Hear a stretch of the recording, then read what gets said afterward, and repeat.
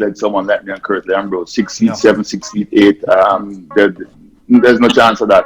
And I don't think we encountered a lot of sledging. I know there was a misunderstanding in a game with myself and Mike Atherton at Sabina Park. He did something to protect me when Clive came to me and said that he wanted me to bowl one over to change round Joel Garner and Malcolm Marshall. I wanted to bowl, but Mikey figured, no, don't let the youngster go. And he said, skip, I'll do it. And after that, he got 5 for 21 or something like that. The hens didn't get changed again. But he did that in terms of protecting me, and something I'll never ever forget. Bowling short at the Australian captain, who was actually one of my favourite players. And when I bowled this short ball, he sort of fended it off and said, a bit slow, mate.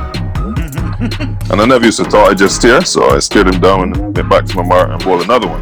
I think the age that we're dropping players at now are the age that we should be probably starting to look for returns from players because of the extended time it takes for players to learn. But in the Caribbean, there's this stigma, this notion that I guess once you get to 30, you should be filing for pension. So I don't.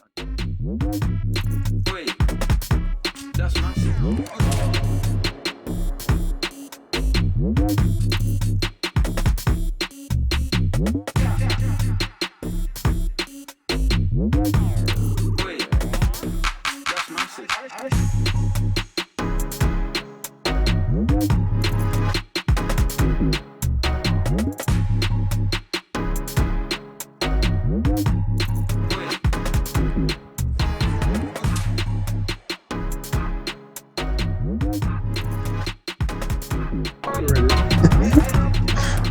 Hey guys, I'm Sai and welcome to Ace Podcast Nation, the home of our new cricket series, The State of Play. This is episode number 6. Show's available in video format at youtube.com/acepodcastnation and the audio version at all your usual podcast and radio apps. Ace Podcast Nation does shows on all sorts of subjects, including MMA, football, cricket, mental health and much more, featuring top guests, expert analysts, and more. So give us a follow on social media, subscribe to the YouTube channel. So, special show today, because we have not one, but 2 guests joining us. So first of all, we've got our usual trio of myself, as well as West Indian batsman, Mr. Kieran Powell. How you doing, Kieran? You right, buddy? I'm not too bad, how are you? I'm alright, mate. I'm alright. Excited for this. Excited. It's like a kid in a sweet shop, mate. So, and then also we have former Glamorgan bowler, Mr. Nye Norman. How goes it, my friend? I'm good, very good, thanks you. Yeah, I'm alright, buddy. Alright. Getting ready for this. So, which legend shall I introduce first? Just like, I don't know which one. So we'll go with. There's only one. That's it. That's the one. You got to introduce him first. Yeah, the man who's got his picture in the West. What was it? The West Indian cricket board. Oh, yes. Yep. As you enter. The West, entrance. former West Indies bowler, Mr. Collymore. How are you, mate? You okay? I'm well, sir. Yourself? Good, yeah, good. And of course, last but certainly not least, ICC Hall of Famer, ex-Gloucestershire and legendary West Indies fast bowler, playing over 100 test matches. It's none other than Mr. Courtney Walsh. How are you, sir? I'm pretty good, thank you. And I want you to reiterate that again for Mr. Powell to hear. Over 100 test matches. Just for Mr. Powell, okay? Yeah. Also West Indies captain. Yeah, that's it. So unfortunately, we've got to start the show. We're recording this on Thursday, the 24th of September. And there's sad news that former Australian batsman Dean Jones has passed away shockingly, really, very unexpected, whilst overseas as part of Star India's commentating team on the IPL. From the reports in the newspapers, it seems that he had a massive heart attack. And yeah, he leaves behind a wife, 2 daughters, very sad, very sudden. Obviously a fantastic cricketer, and by all accounts, judging by social media, he's a fantastic man. Courtney, you would have played against him a lot over the years. What are some of your memories of Dean Jones? Yeah, I played against him and also played a couple of games with him as well. He was a tremendous guy. We did a lot of coaching stuff together with Macquarie Bank in Australia. We did a lot of bush stuff when he went up to the Aboriginal state, and he was always there. You know, one of them guys who gave everything, was in full support of what we were trying to do with the foundation in Australia, reaching out to the Aboriginals and stuff. And in his commentary role as well. And my last memory of him was very good. We had couple of meals together in Sri Lanka when he was doing commentary there. And we just catch up, talk about the good old days, about Courtney and the sweatband, him batting, what he thought about the game. He had very good insight, but he was always jovial. And I remember the last thing he said to me, please, man, tell Courtney I didn't mean it, man. I didn't mean to upset him, man, in his own joking fashion. Mm-hmm. But I mean, when I saw the news this morning, it was very, very sad because I was actually reading some stuff about him on Twitter in the dugout with the guys up there. Because I follow his banter and what he does. And someone was giving him a hard time, I think, and he said to the person, just press that button and zoom in or zoom out, whatever, in his own professional way, you know what I mean? And when I got the news this morning, I was really, really sad. So I want to use this opportunity to send condolences to his families, his wife and two lovely daughters, and just to let the, with Mr. Champion. He's a genuine person, and whatever he says, he tries to back it up, but he doesn't mean harm. He just gives his opinion. And sometimes people take it the wrong way, but he gives his opinion, you don't have to agree with him. And that's what I like about Dino. Yeah, that was one of my favourite things about watching him as a commentator is I prefer my pundits or my commentators just to give an honest opinion, no matter what, it's their opinion. And I always felt that he did that. Corey, did you play against Dean Jones? Or did you No, I think Dino was way before my time. Yeah. Have you ever meet him? No, I've never met Dean Jones, to be quite honest. Okay. Saw him play once or twice. Looked at a few videos. But I also remember like Courtney saying the Kurt Ambrose incident, and I remember he was a guy who used to catch the ball and sort of smack it in the turf. Yeah. But very fierce competitor from what I watch. Yeah, I always remember him being like one of those really on the pitch, really aggressive. But as soon as the days were finished or the games were finished, he was the first guy to shake his opponent's hands and kind of get into that. So you see, from the outside, that is obviously. Nye, what's your memories of Dean Jones as a player? Like, obviously, for us as kind of English cricket fans, for me and you particularly, like for me, I'm a little bit older than you. Like growing up, I just remember obviously when we played the West Indies, you had Courtney Walsh and Courtney Ambrose just terrorising us. And when we used to play the Australians, you'd have people like Dean Jones and Alan Border and whatnot batting for days.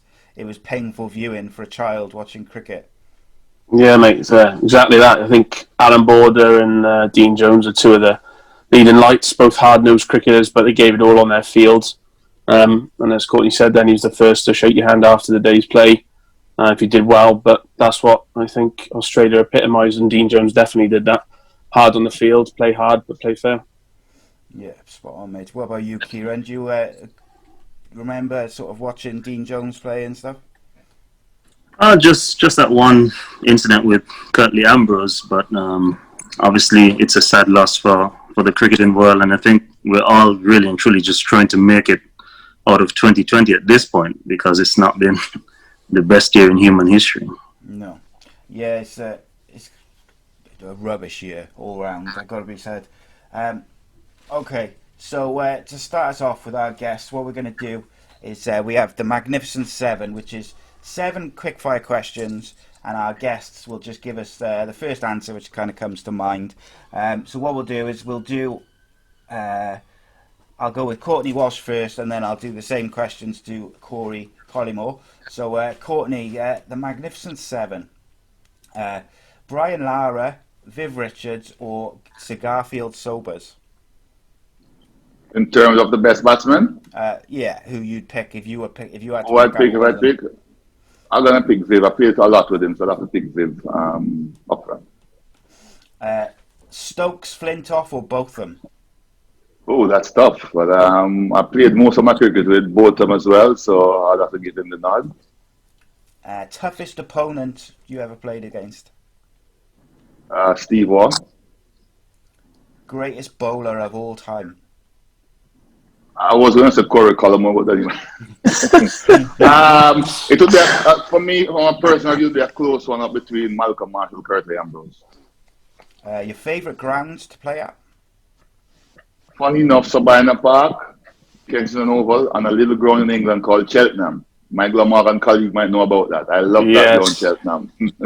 Good ground. Not so good if you're I a bowler don't. anymore. I don't leave it out. I don't leave it out. That's what I like to see. Best roommate. Oh my gosh. I room with Curtly and you don't get a chance to rest. This is my worst roommate. My best roommate now would probably have been Desmond Haynes. Nice, I like it. And then finally, the worst trainer. Never had one. Oh, okay. Fair enough. Okay, and Corey Collymore, the Magnificent Seven. Brian Lara, Viv Richards, or Garfield Sobers? Like Courtney, I'll have to go with Brian Lara. I played most of my West Indies cricket under Brian Lara, and I also think if one man can score between 1 and 500 himself, must be something special about him. Oh, yes. Yeah, he scored 500 against Glamorgan, so I think I remember that. Ben Stokes, Andrew Flintoff, or Ian Botham? I played against both of them. I played against Flintoff. Played against Stokes. I guess it depends on what you're looking for, but I think Stokes is a full package. Indeed. The toughest opponent you ever played against? Jack Callis. Great shot, that is. Greatest bowler of all time? Malcolm Marshall. Courtney Walsh. Wazim Akram. Shot. Favourite grounds to play at? Kensington Oval and Sabina Park, for sure. Best roommate? Christopher Gill. Oh my God. That was my roommate from on the 19s right up until we started having single rooms in senior cricket. Okay. And then finally, worst trainer you'd ever trained with? Bryce Kavanagh from Australia. Okay. What a man he was. There we go. So yes, as Kieran mentioned, 2020 has been a rubbish year all around. It's a strange world we're living in at the moment. But there is cricket going on. There is professional sport going on. The 2020s, the IPL, sorry, is going on at the moment. But what I'd like to do is I'd like to focus on our guests because we're going to keep this show relatively short. So I want to kind of focus on that. So I think we'll start off with a topic being the earliest cricketing memory you guys have got. So Corey, we'll start with you this time. Like, what's your first cricketing memory, whether it be playing, watching, whatever it may be? I must be playing. Growing up in the Caribbean, I think we only had two sports that people looked at coming up, which was cricket and soccer. I played both, but I got stopped playing soccer very early from my games master at school. Mm-hmm. I reckon he saw something in me that I need to give him a special thank you for. Okay. So were you good at football? Like you were? Do you think you could have made it in football as well? No, well, I was captain of both teams. I don't know if that says a lot.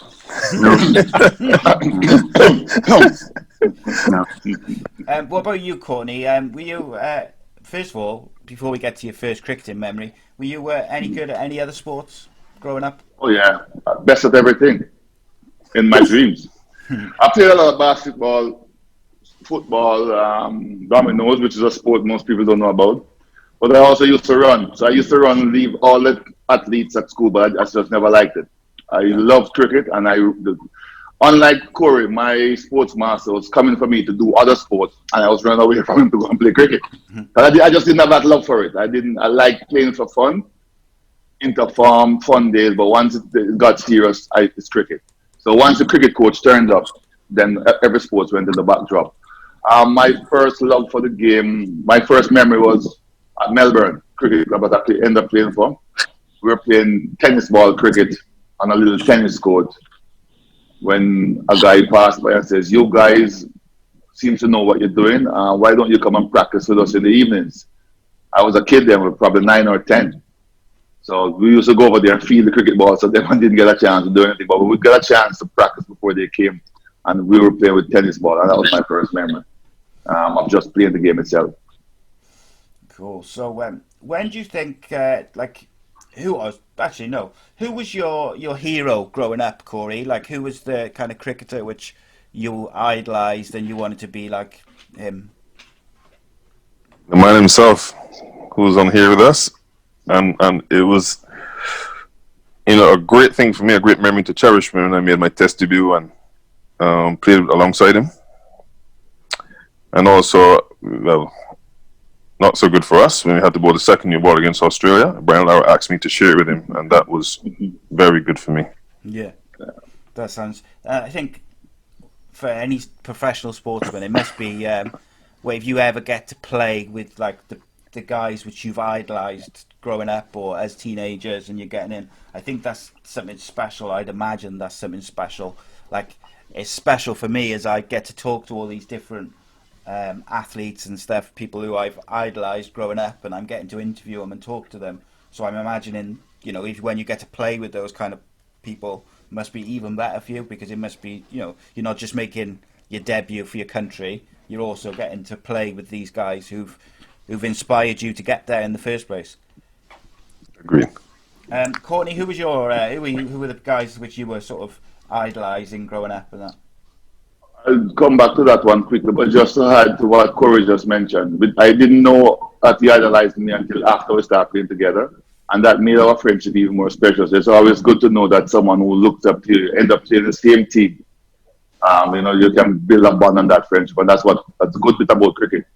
When I just started to watch the game, I saw the West Indies team on the TV for the first time. I remember seeing Clive Lyall, Viv Richards, Van Buren, Holder, Michael Oldham, and Andy Roberts, and I had a special love then. But the person who was something special for me was Michael Oldham, because we played for the same club. So I used to go and watch him play as a young boy. I used to score the board when he was bowling, just to go and watch him practice and stuff. And we used to get picked up to go and watch him play senior cup for the club. So when I played my debut test match with him, he was my roommate in Australia. It was like a dream come true, a boyhood dream come true. But two persons from the same club played together in a test match. So I could say, I idolized him in a lot of ways, wanting to do what he achieved, but didn't expect to happen in the same lifetime, so to speak, or to play in the same team together. So that was something special for me. And to this day, I cherish those moments. I remember he did something to protect me when Clive came to me and said that he wanted me to bowl one over to change round Joel Garner, Malcolm Marshall. I wanted to bowl, but Mikey figured, no, don't let the youngster go. And he said, Skip, I'll do it. And after that, he got 5 for 21 or something like that. The hens didn't get changed again. But he did that in terms of protecting me, and something I'll never ever forget. And it's, as Corey mentioned, when that happened, to play the same field with him and actually opening the bowling and test matches up at Jamaica with Mikey was something special. Yeah, it must be amazing. You mentioned your debut there, Courtney. Like, do you remember when you first found out, that you'd been selected for the West Indies for the first time? That feeling, and when you found out, did you find out like a couple of days before, or was it quite a way out, so you had time to process it?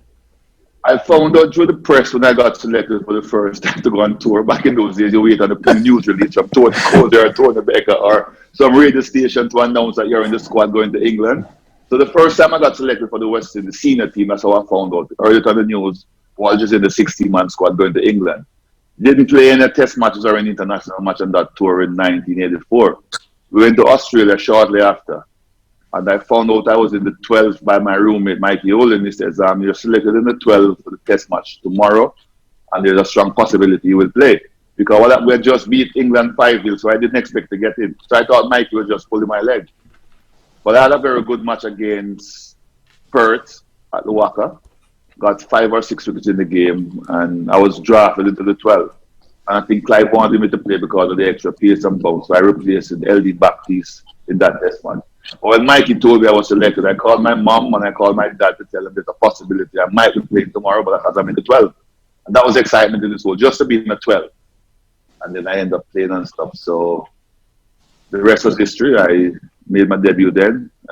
We won that series 3-1.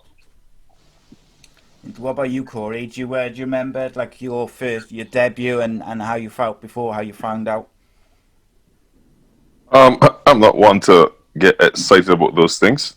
I just think it's my job and I need to get on with it. But I remember when I got the call from, I think it was Philip Spoon at the time, Not sure if he was. Yes, he was a media man, and he said, "How do you feel?" I said, "Okay," and he was like, "Just okay, nothing special." I said, "Yes, but I'm okay," because I think that the real moment is when you start to play, and it was against Australia, and like Courtney, I remember when I got selected the night Brian Lara came in. I think after the selection meeting, we were in the team meeting already, and he sat behind me and said, you'll be playing tomorrow." And I said, "Okay." And I could remember the team meeting going on, and we started with the batsmen. That's the first time I really realized what it meant to discuss opposition teams, etc. And I thought it was so easy, because when I heard like Mark Elliott, people saying, "Oh, leave him to Courtney, next batsman," I can't remember who. "Oh, that's all right." Mark Waugh, Ambrose said, "Leave him to me. He likes to pull. Just put the fine leg wide." And I thought, is it that easy? But I remember hearing Steve Waugh's name, and Courtney and Amby said, "Let's not bowl short because he just, ducks under the ball." And I said to myself, that's what they think. I think that these guys bowl their short balls a bit too high. So as we were saying in the Caribbean, tomorrow I'll be peppering him. And that was my memory. And there was a good story behind that as well, because I gave him 3 short balls back to back, and he gave me some talk, but it was quite funny. So, yeah, it's like, so those are my memories for starting up. They're awesome. You mentioned he gave you some stick back. Like, I'd love to hear some stories from both of you. I like to ask all the cricketers we have on about your favourite sledges and stuff like that, which you've either received or given. Because I love the insight that it gives people like myself who are outside the game. Courtney, you and Curtly Ambrose used to get stuck into particularly from my memories, the English batsmen. Is there any sort of sledges or interactions which spring to mind over the years? I would more want to use the term probably interaction, because I don't think many batsmen were going to sled someone like me and Curtly Ambrose, 6 feet, 7, 6 feet, 8. There's no chance of that. And I don't think we encountered a lot of sledging. I know there was a misunderstanding in a game with myself and Mike Atherton at Sabina Park, where he called himself a particular name, and I thought it was directed at me. And the next over, I was in his face for the entire over until I got him out. And when we were walking off the field for lunch, he was walking towards me, and Curtly and them guys were saying, "Well, here is the showdown now." Well, they have never ever seen Mike Atherton losing his cool. And he actually came to apologize that the word he used was not directed at me, but that's himself for playing the way he did. I just burst out laughing, because he's a fierce competitor. We played against each other in county cricket. So I was shocked, that he would have used that word at me. But he says, no, it wasn't directed at you, it was directed at himself. And sorry for the misunderstanding. He said to me, "Cost my wicket because you went up a gear." But, I've never really had any encounter with anyone that I would say gave me a lot of back chat, because, as you said, 6 feet 7, they're not going to really give you a lot of back chat there. So I would be unfair to say that I got a lot of sledging. What about you, Corey? Any interactions with batsmen kind of stick out for you over the years? No, I like Courtney, I never really encountered sledging or anyone getting into my face. I guess it was because of how I operated, but with Steve, that was my debut. A young guy playing on the flat wicket at the Antigua Recreation Ground. Bowling short at the Australian captain, who was actually one of my favourite players. And when I bowled this short ball, he sort of fended off and said, "A bit slow, mate." And I never used to thought I'd just steer, so I steered him down and went back to my mark and bowled another one. That he fended again, and he goes, "Oh, a bit quicker, mate." Like that. So then I decided to bowl another one.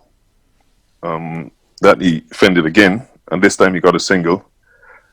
So when I was walking back to my mark, he slowly, struck across and said, "Wait until you bat, mate."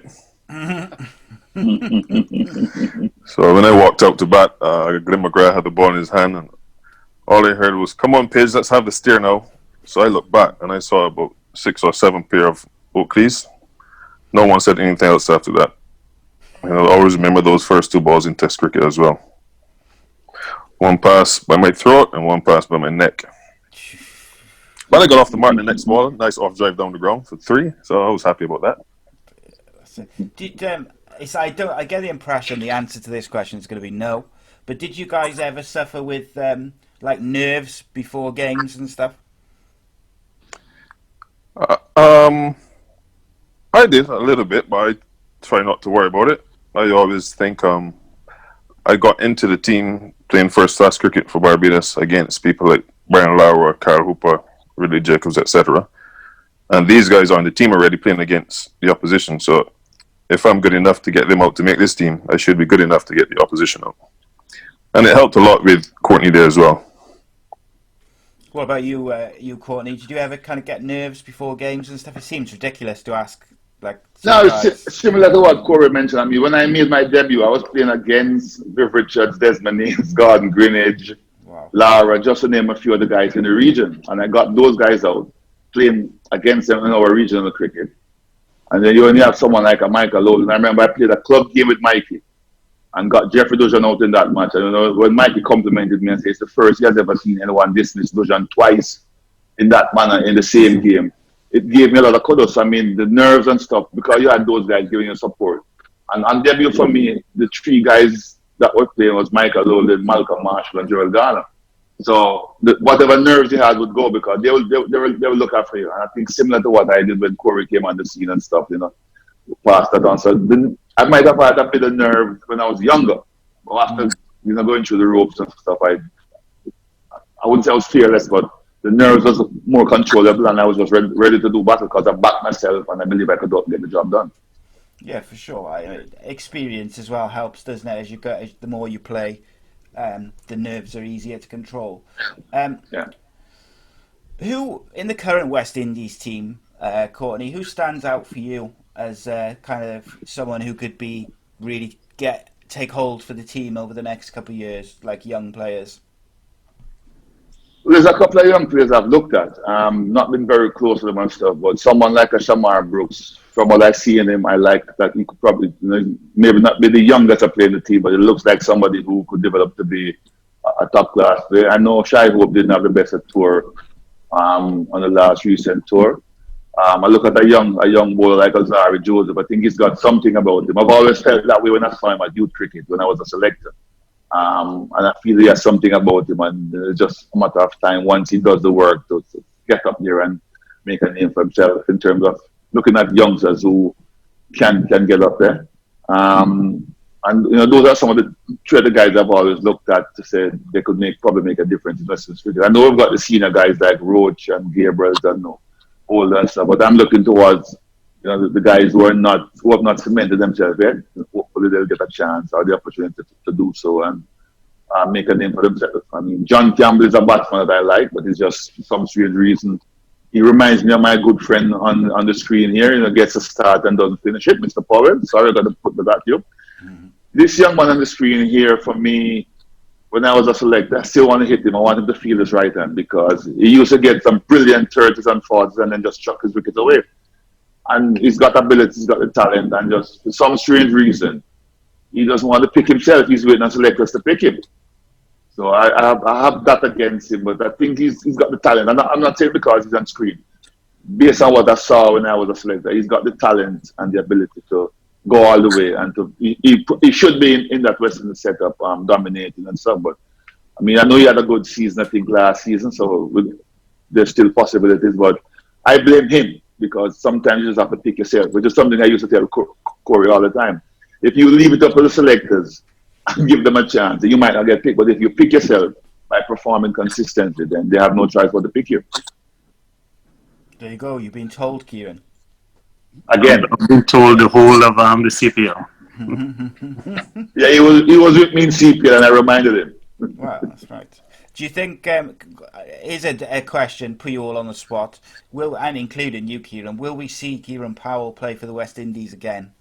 I think we will and should, but I'd be interested to hear what you guys think. Well, I'll answer that first. I can give you a number for Roger Harper. That's an easy question. I'll tell him.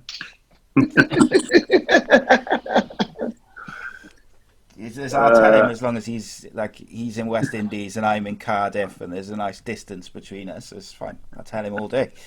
But I mean, I wanted to touch on county cricket for you guys because obviously, Courtney, you played for Gloucestershire for several years, and Corey, you played for Warwickshire, Sussex, and Middlesex. Only three? Oh, I was waiting to hear a couple more names. I thought you were into Derby and Nottingham. Because he was always up that side between Derbyshire and Nottingham. Every time I go that side, I saw him. I thought he played for one of those counties as well. Bloody hell. Wow. Only three. Only three. Corey, what was your experience of playing for only three counties in England? I like how you stress on the only. Warwickshire was my first county. Yeah. I really can't remember much. It was my first experience playing county cricket, but I really like the setup there. I remember young players like Ian Bell, Jonathan Trott, who I thought could go all the way, and certainly they did and made a huge impact in English cricket. Middlesex, very good. Sort of coming on to the back end of my career, but you hear people speaking about Lords. I know I didn't mention it in my favourite grounds, but Kensington Oval for me will always be the home of cricket, and Sabina Park is where I got my best figures. I love playing in Jamaica, but playing at Lords was always a special moment as well. We had some good guys there. I think we won the championship playing under Chris Rogers' leadership. David Milan, who would say he's my son, another good player. Tim Murta, who keeps doing it year after year after year. And, he made some good friendships there, and I still keep in contact with some of the guys. Got young Harry Podmore, who I played a similar role to what Courtney did with me, and it was heartening to see or hear when he called me the other day. He's playing at Kent. How it was good for him with me as his mentor at 17 years old. So it was good to see. And he signed a contract extension, I think, yesterday or 2 days ago. But I think my highlight would be Sussex. I sort of just given up on West Indies cricket, or they gave up on me. I was 29 years old. But the professionalism that you had at that club, for such a small club, was unbelievable. And I say up to today, I think if I had that 5 years earlier, I reckon I could still be playing international cricket. Yeah. And again, good relationships, good friendships. And that's a place that I can still walk into, hold your head high, and people still welcome you with open arms. You just you said there about your West Indies career was kind of ended, and you were about 29. That does seem like almost like a common theme that when West Indian crickets get to sort of 29, 30, they do seem to get dropped a lot, or their careers naturally their international careers naturally come to an end, I guess. Is that something which they look at as selectors as like an age thing, and they look to bring in more young players, or is it just a coincidence? Courtney. Well, I think it's better for Courtney to answer that, as he was a selector. Yeah. I was a selector after. Don't forget what happened to me, but I don't think it's just age. I think what happened, well, with my experience, I never forget this, and this is when I decided I was going to retire. As Corey mentioned, I was at the top of my game, I think, when I retired in 2001. But when you turn up at a test venue and there's 8 fast bowlers named in the squad, and the coach comes to you and says, you got the information, you're not fit, and you just finished bowling 45 overs in the last first class game, and he's going to give you a fitness test. I think that's a message that you probably sent in another way. So when he saw me bowling the next session, and the coach was not happy. He wasn't a selector, he just was working on the instruction. He says, I understand that you're not fit and I'm supposed to do a fitness test on you. I said, but coach, I just bowled 45 over in the last first class game. And I said, what do you want me to do? And he says, fitness test. I said, okay, so I bowled from the start of practice to the end of practice. And I asked if that was enough. He took up the ball and said, go about your business. I ended up getting most wickets on both series, both teams in that series. I retired then. A lot of people didn't know why, but I think our communication level was not at its best then. I don't know if there's much improvement now, but so I sort of stepped away. But that's not a case of all. I think what happens is that people speculate and then they don't communicate. They don't know what shape you're in, what is going on, and we just seem to leave people at the wayside. I mean, look at someone like Fidel Edwards. He played in the CPL recently. He went to Hampshire for a couple of seasons on a quarterback deal. But I still felt that Fidel had something to offer. Even if he wasn't playing for the West Indies, he was playing on our regional cricket for youngsters to learn from him. So I'm happy the way he has carried himself. He has, looked after himself in his career. And as I said, people age and poor mentality, if you had a professional setup, you could probably play a lot longer. And that's the truth. But we don't communicate, we don't get things done or said to people. And then, you don't want to sort of be left out at some stage of your career when you figure it's time to give a youngster a chance. So when I stepped aside, I figured it was the best time because the team was going to Zimbabwe. So let the youngster who was going to come and start there. Not, taking anything away from Zimbabwe, but I just felt that way, and that's when I step aside from it. So I don't think age should come into play, but back in those days, I think maybe those selectors thought that way. But you're as good as your last game, and you're as good as you feel. And I was feeling very, very good. And just figured it's best to call it a day. And I'll never forget this. When I announced my retirement at Sabina Park, the then two selectors came to me and asked me, why am I retiring now? I had most wickets. And I was going to say to them, but you guys didn't want to start me in the series because that was a fact. I think just to piggyback off of those points, I think the deterioration in quality in regional cricket from Courtney's term to Corey's term to my term obviously plays a big part in the development of players. So obviously, when Courtney would have played first class cricket, he'd been playing against Desmond Haynes and Brian, a young Brian, but Viv Richards and guys that were playing county cricket, hardened professionals. So that professionalism would have been more instilled into our domestic cricket, whereas now guys are taking longer to develop. So I think the age that we're dropping players at now are the age that we should be probably starting to look for returns from players because of the extended time it takes for players to learn. But in the Caribbean, there's this stigma, this notion that I guess once you get to 30, you should be filing for pension. So I don't know if that's ever going to change because I guess Roger Harper was coach then and he's chairman now. So he was coach. We'll see how that goes. Do you think, Key? Do you think it could be like a communication issue rather than an age issue necessarily, and maybe the lines of communication between, using yourself as an example, between like you guys and the people who make the decisions and the selections, could that be better maybe? I don't really think it's that much communication. I think West Indians, we're proud people, but I think the ego as well plays a big part of it. Like, people in positions of power don't want to seem to come and talk to the players. They think that, the cricket's about them ultimately.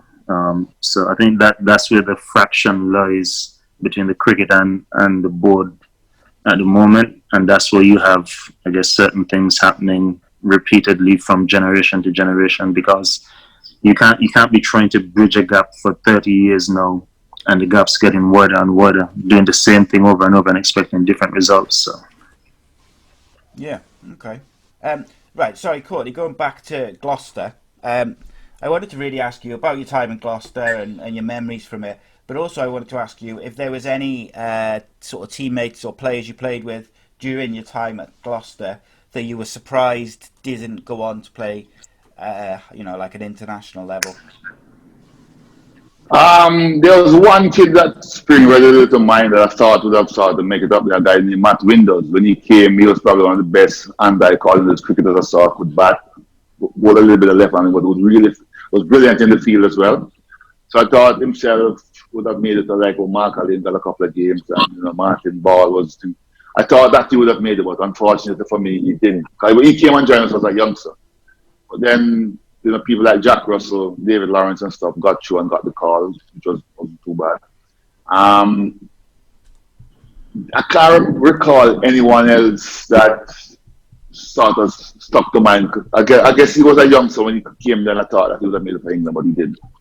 The county cricket itself, as you say, unlike Mr. Collymore, I only had one county. I was there for 14 years. The fans and the support that I got there was tremendous, second to none. My leaving there wasn't amicable because I was surprised. Actually in South Africa when I got the news that my contract was gonna be called back in. I got more of the test match. The then coach John Bracewell and the CEO Colin Sexton saw it fit to withdraw the contract without even communicating anything to me. So that was a disappointing time, and it brought a sort of sad ending to a county. I didn't get a chance to say a proper farewell, if you understand what I'm saying. Because I didn't know. I thought I was going back for 2 more years, and everything was planned to have a proper goodbye. And it didn't end on a high note, but the fans reached out to me. We have a whole boy club that we still keep in touch and stuff. So I go to their events and I still pop into the county ground. When those two were still in charge, I stayed away from them, but I'll go to the bar and go elsewhere and just have a couple. And the fans, the support was tremendous. Mike Proctor, who, as we call him, Proctorshire, Gloucestershire, very good friend of mine. When it happened in South Africa, he was the first person I reached out to ask him what was going on, and he said to me, "They've gone loopy, they've lost it, they've gone mad." But I've gone past that. We've moved on, and Procky, myself, and a couple of the former players, Jack Russell, Paul Remains, Andy Brassington, we've kept that friendship and bond going. And whenever we have old boys get together and stuff, I'm always updated. And if I'm in the country, I go and support. And I remember the last thing I supported with them was the passing of Kevin Curran. When he played for Gloucester and then went to Northants, and I happened to be in the country at the time. And he was good friends of myself and Curtly Ambrose, and another gentleman who passed recently, David Capel. And I remember we went to play and to support. So those are the memories I will cherish forever, playing against these guys, having good county cricket. My Glamorgan counterpart is on. We were a rival in terms of, back in the days, the Princess Diana was our patron, and her husband was their patron, so it was a big rivalry game whenever they're going to turn up to watch a match. So Gloucester always wanted to outdo Glamorgan, and Glamorgan always wanted to outdo Gloucester for both of them sake. So it used to be good banter, good fun, and it was a proud moment when you have the royalties in the house and I came to watch the game or to support. So those are some of the memories I have of playing against Glamorgan, playing for Gloucester, and as I said, the Cheltenham College, my favourite ground. Can I ask as well, why Gloucester? Why was that your choice of county? With all the various counties that could have been chosen for you to play for, why did you choose Gloucester? And how did that happen, or how did it come up? I guess I'm silly, stubborn, whatever, loyal, whatever the case might be. But I was playing for a club named Tynedale in the leagues, and we had a big game at Jesmond, and Tom Graveney came to watch this game. He and Botham was playing, Mike Dennis, you name them. A lot of former England players and some young ones, Derek Randall and all those guys were playing. And I'll never forget this. Myself, Clyde Butts, and a guy called Terry Etwar, who was playing for the Jesmond 11. And I managed to knock a few stumps out of the ground with good pace. I was a youngster then in the league cricket. And Tom went back to tell Gloucester he saw a youngster that they should try to sign. And they made contact with me when I was flying through, and then I went to Zimbabwe that same year. Northants then came in touch with me, and so I had 2 counties to choose from. And because Gloucester approached me first, one, and then secondly, Michael Holden who I was very close to. I had a discussion with him, and he says he would recommend I go to Gloucester because of X, Y season. And I said, okay, done deal. They approached me first, and I went along with them, and that's how it all started. I had opportunities to leave to go other counties when I was there dominating. I got offers, and I thought about them. One of them was in London, and I thought, wow, London is the place to be. But I just felt a special love at Gloucester, and I stayed. And that's why it was so disheartening that the way that I wasn't able to say a proper farewell to my Gloucester people. But I love the place, I love the fans, I love interacting with them. And Bristol was my home away from home. The family would come up and spend time there with me. And I would not change it for the world. If I just would live my life over again, I probably would go back to Gloucester because of the fun time I had there and the people I interact with, and the people are just so wonderful of that side. Did you, during your long period there, did you ever come close to moving on or leaving for a different county at any point? As I say, I got offers. I'll be honest with you, even when my last year, and I'll say it up front, Glamorgan came to me. Matt Maynard came to meet me and asked me if I was keen to leave because with the chairman was my agent because the contract had ended. we had a good discussion, but we communicated well. And I said to Matt, I would for the offer you've made me, but I feel very loyal here. And they have just given me a testimony and stuff. And he says, Courtney, I agree with you. I appreciate it. And I'm thanking you for being honest. So the last counter to approach me was Glamorgan. And I could have gone. I could have gone. I could have gone. And I decided to stay loyal. And then as it would happen, that same contract was stripped away from me under my feet. Damn. So, strange world, I tell you. See, now we could have had Courtney Walsh playing for Glamorgan. I would have loved it. That would have been incredible. We had obviously had legend Saviv played for Glamorgan for many years. He was my idol growing up. He was. Corey, what are you up to at the moment from a cricket point of view? I just play club cricket at home in Barbados. Yeah, you got any kind of interest in doing some coaching or getting on that board of selectors maybe for the West Indies? Probably not, but I think you've done enough research to know that. Yes, I'm actually in Derby with the West Indies women's team, being one of the assistant coaches here. That's cool. Women's cricket's come on massively in the last kind of 8 to 10 years. Like when you compare it now to what it was 10 years ago, it's almost like two different sports. The level and the professionalism, I think, is what changed the quality of it. It's the professionalism off the pitch. Are you enjoying that? With like working with the women's teams and helping them progress? Of course, who wouldn't enjoy being in a bubble? Don't tell me about the bubble, please. Karen and I was in the one for like 6 weeks, please. And I'm still on the quarantine. My quarantine ends tomorrow. So I've been in a bubble for 8 weeks. Jesus Christ. Is that how long the CPL one was? 8 weeks? No, CPL was 6 weeks, but then you got to take 2 weeks when you get home. Yeah. So it's a double bubble. Double bubble.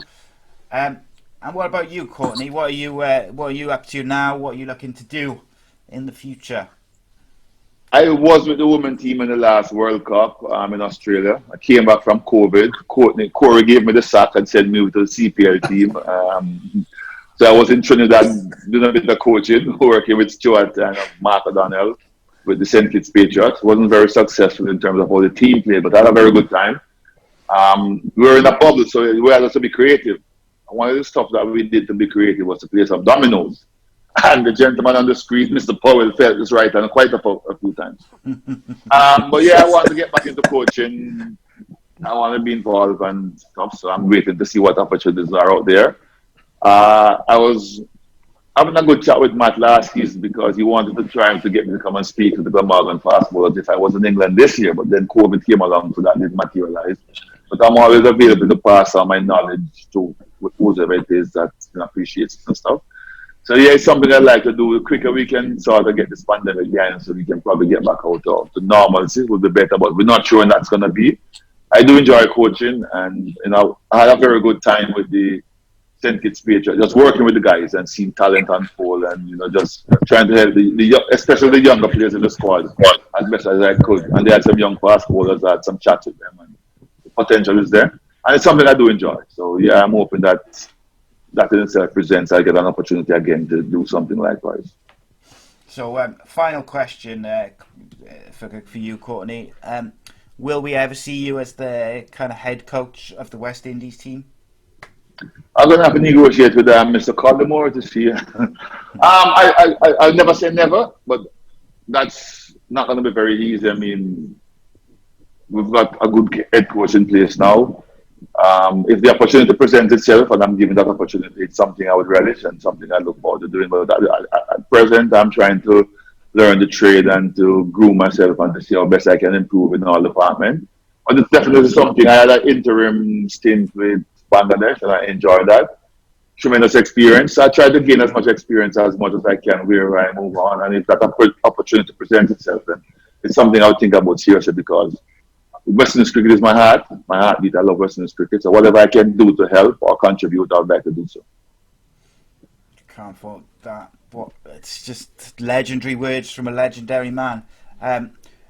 Corey Collymore, Courtney Walsh, thank you very much for joining us both.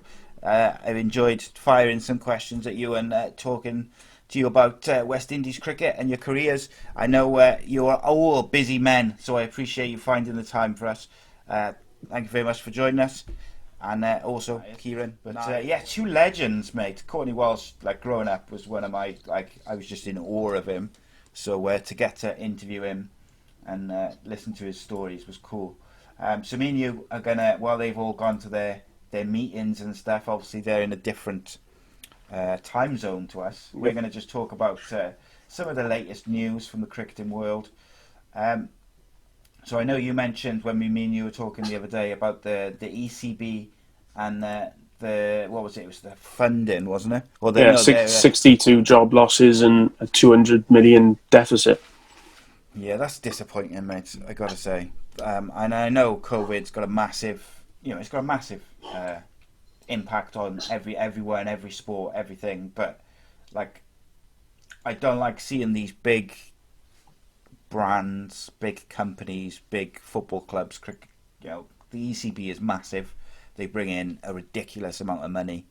They pay out a ridiculous amount of money, and I feel like it always seems to be the office workers and the administrative staff who are the ones who are getting sacked off, whether it's cricket, football, or whatever.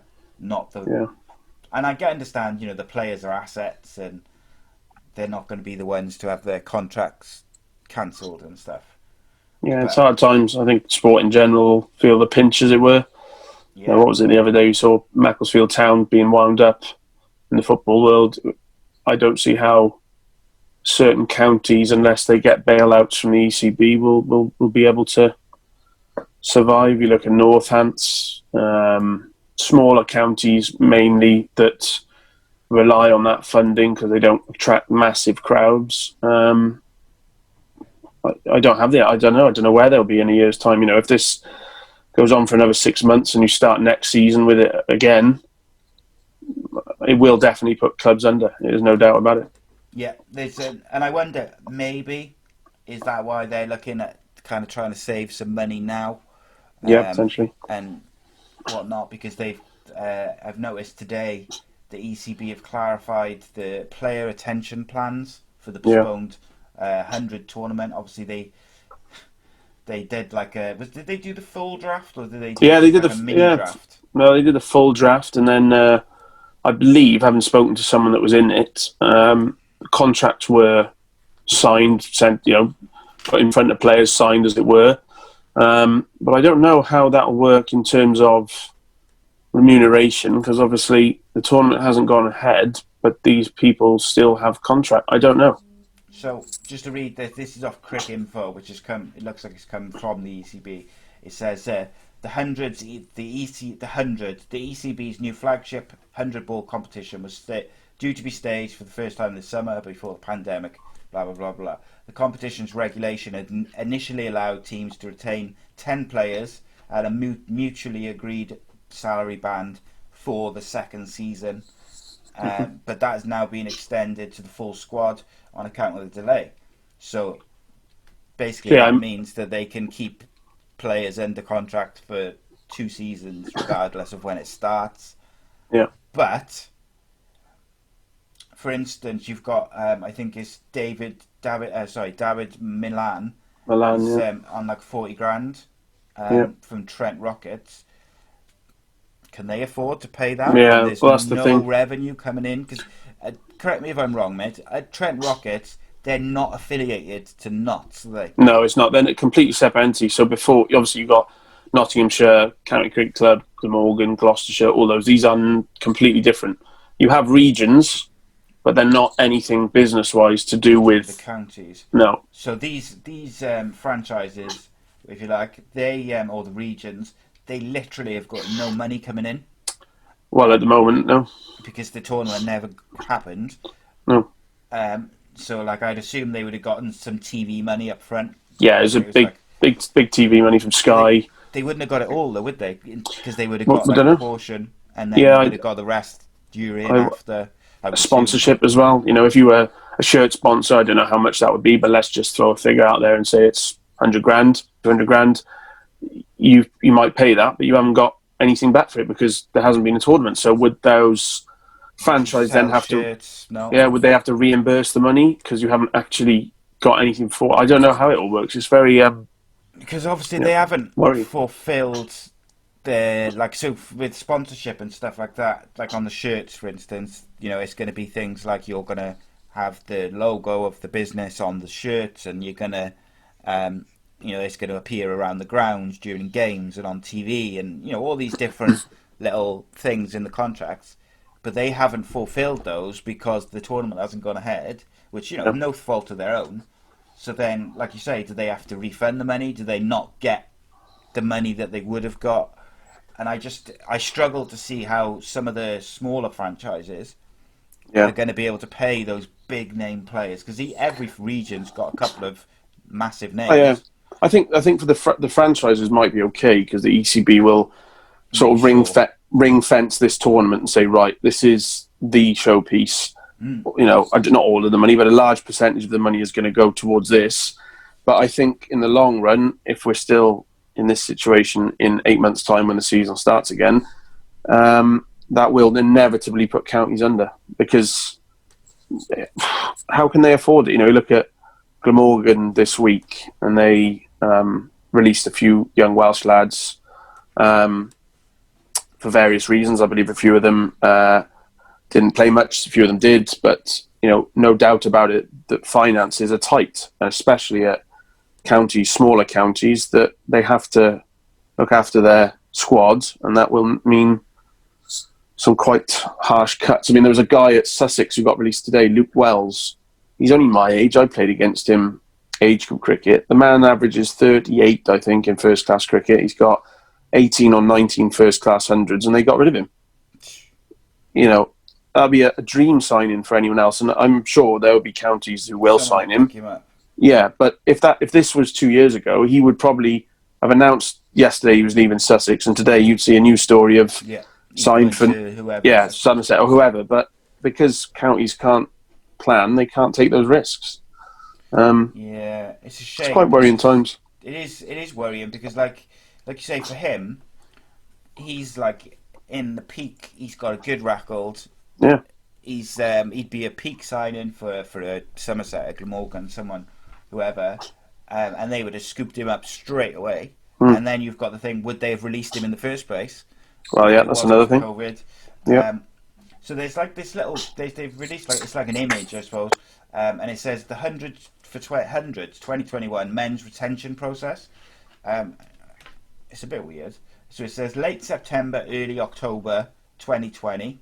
The England Red Bull Central contracts awarded, their players will be allocated to teams. Then October 2020 to January 2021, the players in the 2019 draft will negotiate with teams for new contracts. Then early 2021, players without a deal will enter the mini draft. And then after the 2021 T20 Blast, each team will get to select one wild card player based on Blast form. So, the franchises have got the opportunity to release. Yeah, I think they will before they played. I think you look at all that, and that's what's going to happen, and it's quite detailed. But if we're still in this situation in April, let's say next year, which is 6 months' time away, how can they operate that? Because people won't be allowed in grounds for a start. Players, because anytime soon, is it? It's quite fortunate in terms of county cricket. Most county players who play for a county, no more often than not, will live in that county. So if you play for Glamorgan, the chances are you'll live in South Wales. If you play for Gloucester, you probably live in Bristol or surrounding areas, Somerset, or that neck of the woods. But with the franchise, you've got, let's say, Somerset county cricketers who might be playing for the team from Durham. Yeah. So how's that going to work? You can't be travelling 6-7 hours away and...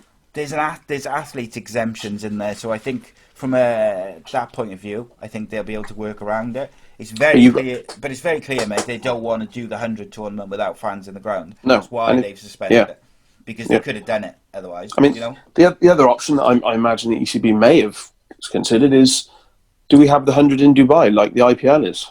Yeah. You know, I don't know think that's the worst idea, I got to be honest. I know they won't have fans there, but they'll be able to hold it, and they might have wicked viewing numbers. They would do record numbers, mate, wouldn't they? Because you'd have the curiosity, but also then you'd have the fans who normally watch one day cricket, T20 cricket, who, you know, it'd be a special event. I just don't see them suspending it for a second time around. They're going to do something to get it on. The other thing is, obviously, last weekend we saw football fans return to grounds in some capacity. It was up to 1,000, and it was very poorly done, in my opinion. Cricket grounds, the way they're set out, I think it's easier to get fans in there and still stick to the regulations of social distancing and all this different stuff 100%. before everything got a bit tighter again this recently, like this last couple of days, this last week. Like, if you go back a week when they said the EFL was, you know, allowing 1,000 fans into certain grounds, I thought straight away, well, cricket could do that easily. Yeah, Surrey tried it, and it worked brilliantly. They were allowed for, I think, first day 1, day 2, maybe even day 3 of their county championship game. They had it only for members, obviously, so like season ticket holders, and it looked great. And then obviously it changed. But yeah, when I mean, some of the county grounds are 16 to 20,000 seat stadiums. I mean, if you can't get 1,000 people spread out safe in those, it's outdoors for a start. I mean, I know cricket grounds are laid out as well. Is that, you know, so my worry with the foyers in football grounds is no matter how much you distance people in the stadium, when everyone leaves, they all go the same exit. All gets like funneled into the same area. Yeah. Whereas cricket grounds, a lot of them, when you come and like go into the stadia, it is quite open and it's spread out, and you can go off in different directions. I think that's easier to manage. Yeah, definitely. So it's maybe that helps. Strange times, isn't it? Yeah, it sucks, mate. Let's be fair. But it is what it is. IPL has been interesting. I haven't had a chance to watch a lot of it. I've seen like little clips and whatnot. I saw Jofra Archer did some damage the other day. Yeah, he did. Yeah. Which is always good to see. He's capable, mate, with a bat. People and I watched him off in Test cricket as a tail ender, don't they? But he's good batter. I watched Kings 11 versus who are they playing today? Royal Challengers, and KL Rahul got 130 in about 60 balls. Jeez. It was. But I mean, that is what the 100 want to get to. They want to be like the IPL. So you have all the best players in the world playing in England. But you can do that if you didn't have COVID. It's just basically about paying them, isn't it? Well, that's what the 100 is, and I think there was a bid. You know, it was a draft system, so they were banded. I think the players had to put in for the auction and what band they wanted to be in, which is why I think someone like Chris Gale didn't get picked up. That's crazy to me, mate. That is. But you're only allowed 2 band A players, let's say, in your whole squad, or maybe even 1. And because Chris Gale would have just said, I'm only band A, for example, all the other squads wanted someone else who was a band A. So, like, you know, Wales had Bairstow, Mitchell Stark, Steve Smith. So there's your band A players. You know, the southern teams had, like, Jofra Archer. All these players were band A. So sadly, he just didn't get picked up. So, here's Russell. a question for you, mate, from, like, the Welsh, what are they called? Welsh Dragons? Fire, I think. Yeah. So, like, we're proud Welshmen. Like, for you, for a 100-ball competition, would you rather have Chris Gale or Steve Smith?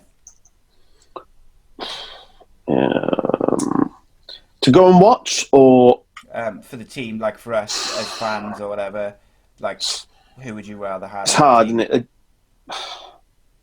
Probably Steve Smith at the moment. I think if you actually asked bums on seats, it would be Chris Gale. Yeah. But, like, you know... Steve Smith's record in... it's unbelievable. Unbelievable as well. You know, looking at their squad now, and the squad for the Welsh Fire is very good. It's impressive, mate, isn't it? I was amazed at the squad, because, like, I'm so used to, like, Steve more Smith, than Johnny Bairstow, the best squads. Mitch Stark, Tom Banton, Colin Ingram, Liam Plunkett as well, Ben Duckett, Ravi Rampal, Simon Harmer, But you know what they've Case got in that Ahmed. squad there, mate? Is they've got a lot of players. For instance, Bairstow, who can do massive damage with the bat, but he can also keep. Yeah. They've got Well, Glamorgan have got, I think, Welsh Fire. I think they've got 3 wicket keepers in their squad. They got Banton, Bairstow, and Ben Duckett, all I always capable forget wicket. that Banton can keep. Yeah. Because he doesn't bloody keep half time, but he's pretty good as well. Oh, yeah, absolutely. Like I'm looking at it now. You've got 4 county players here in Lewis Deploy, who plays for Derbyshire, Danny Briggs, who has played for England actually, he's playing for Sussex, very good 2020 bowler, Ryan Higgins and David Payne from Gloucester. I mean, they're very good county cricketers as well. And then they're mixed in with all these international superstars. Yeah, it's sensational. Some of the squads are unbelievable. I really do hope that we can get the 100 up and running. And like I had, from a podcasting point of view, I had someone contact me from the 100 competition, basically saying, "Would you interview some players and stuff?" Yeah. And I was like, "Yeah, 100%, Definitely. promote it and stuff." Yeah.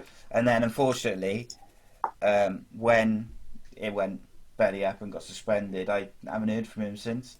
But I'm hoping that I can reopen that line of communication when they get a date. I watched Mumbai Indians and Kolkata Knight Riders the other day. Mumbai won by like 40 odd runs, but it was a really enjoyable game. And who was it? Because someone scored 80. Rohit Sharma, yeah. But I tell you, it was really, really entertaining to watch. Was Yadev? He was just he scored like 47, I think, or 48. Like a 6, like a few 4. He was just so quick. 47 off 28 balls, mate, and it was just the entertainment value. Like I've spoken about before, I love Test cricket. It's my favourite form of cricket. I love it. I love the intensity of it. I love how you could have 5 days of cricket and it still go to the 5 p.m. on the 5th day. Yeah. And like in my opinion, when Ben Stokes scored that 100 last year, was it last year or the year before? Yeah, year before. Last year. And that was one of the greatest Test matches of all time for me. Maybe not for quality in terms of like the best bowlers and the best fielding, but for drama and up and down and who's going to win, is it going to be this and that. It was just incredible, mate. I watched the highlights of it again the other day, and what Ben Stokes did that day was like truly special. Like it was something you'll never see probably ever again. Nope. Yeah, so IPL's in full flow, which I'm glad it's on. I know we mentioned, or Kieran mentioned before, it was a bit frustrating that they kind of got the IPL on, but didn't focus on other tournaments and stuff. I know that now they've obviously got them up and running, but it's good that we've got this stuff going on, because I got a feeling that lockdowns are going to be coming, so sport keeps us going. Was there anything else, mate, which you wanted to touch on cricket-wise? No, I think looking forward to watching the rest of the IPL. Is there any international cricket now? There's not for a while, is there? No, they've got quick look. They've got a break. Yeah. But it's not too long, is it? I tell you what I did see. What's his name? Plays for Somerset. Scored a ton in the county game. Byram. Surname's Byram. Yeah, Eddie Byram. Yeah. Yeah, he looks good. I like. Yeah, good player. I like the look of him. I wasn't very familiar with him at all, and he's a good player. Saw like some highlights of it, and I was like, "Ooh, he looks good." Right, I'm just gonna have a quick look at the next fixtures, but just while I do that, obviously we had Courtney Walsh and Corey Collymore join us today, which was tremendous. Not just an honour, but also enjoyable. And we've also got. I interviewed Mark Ramprakash the other day as well, so we got a couple of big names on the show and the channel coming up, and of course we've got loads of different stars from different sports. I've been interviewing, I had exclusive interviews with a load of Cage Warriors fighters before the big event which starts today as we record this. And yeah, lots of big interviews, big shows. We'll be back in a week or two with more shows, probably another guest. But until then, give Nye a follow on Twitter at MrBean1927. You can follow the podcast at stateofplay_. I think Kieran is official Kieran Powell. And follow Ace Podcast Nation at AceCast_Nation. Most of all, subscribe to the YouTube channel and spread the word about the State of Play podcast. Nye, thank you, mate. Enjoyable stuff again. Very good. Slightly different formats, but still good crack.